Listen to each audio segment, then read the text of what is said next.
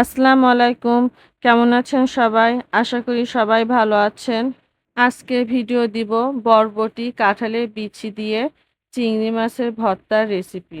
গরম ভাতের সাথে বরবটি, কাঁঠালের বিচি আর চিংড়ি মাছের এই ভর্তাটা থাকলে এক থালা ভাত নিমেষেই শেষ হয়ে যায়। সহজ ও ভীষণ মজার এই রেসিপিটা চলুন তাহলে শুরু করা যাক। প্রথমে আমি বরবটি ও কাঁঠালের বিচি ভালোভাবে কেটে ধুয়ে নিয়েছি। সাথে নিয়েছি কাঁচামরিচ, পেঁয়াজ কুচি, রসুন আর পরিষ্কার করে রাখা চিংড়ি মাছ। প্যানে কিছুটা তেল গরম করে প্রথমে পেঁয়াজ কুচি দিয়ে দিলাম। সাথে কাঁচামরিচ দিয়ে হালকা একটু ভেজে নিব। এবার পরিমাণ মতো হলুদ ও লবণ দিয়ে দিব। পেঁয়াজ আর মরিচের সাথে মশলাটা বেশ ভালোভাবে ভেজে নিব। এরপর এতে রসুন কুচি ও কয়েকটা শুকনা মরিচ দিয়ে দিলাম।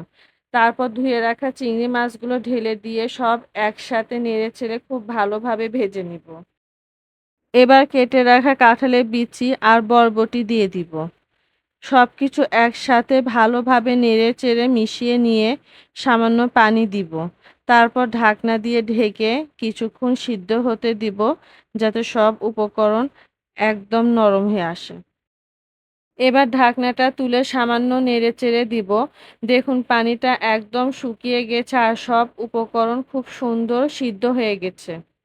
এবার হালকা একটু নেড়েচেড়ে ভেজে নিব, যাতে পানিটা একদম শুকিয়ে যায়। এখন আমি বাটিতে তুলে নিব। এবার মিশ্রণটি ঠান্ডা করে শিলপাটায় নিয়ে নিব। বাটার সময় একটু কাঁচা রসুন দিয়ে সবকিছু একসাথে খুব ভালো করে মিহি করে বেটে নিব। বাটার সময় সামান্য কাঁচা রসুন দেওয়ার কারণে কিন্তু খুব সুন্দর একটা ঘ্রাণ বের হয়। বাটা হয়ে গেলে এতে কিছুটা কাঁচা পেঁয়াজ কুচি, ধনেপাতা কুচি আর সরিষার তেল দিয়ে খুব ভালোভাবে হাত দিয়ে মেখে নিব। ব্যাস তৈরি হয়ে গেল অসম্ভব দারুণ স্বাদের বরবটি, কাঁঠালের বিচির সাথে চিংড়ি মাছের ভর্তার রেসিপি। গরম ধোয়া ওঠা ভাতের সাথে এই ভর্তাটা থাকলে নিমেষে এক প্লেট ভাত শেষ হয়ে যাবে। আশা করি রেসিপিটি আপনাদের ভালো লেগেছে। এরকম রেসিপি ভিডিও পেতে আমার চ্যানেলটি সাবস্ক্রাইব করুন এবং আমার পেজটি ফলো করুন। আল্লাহ হাফেজ।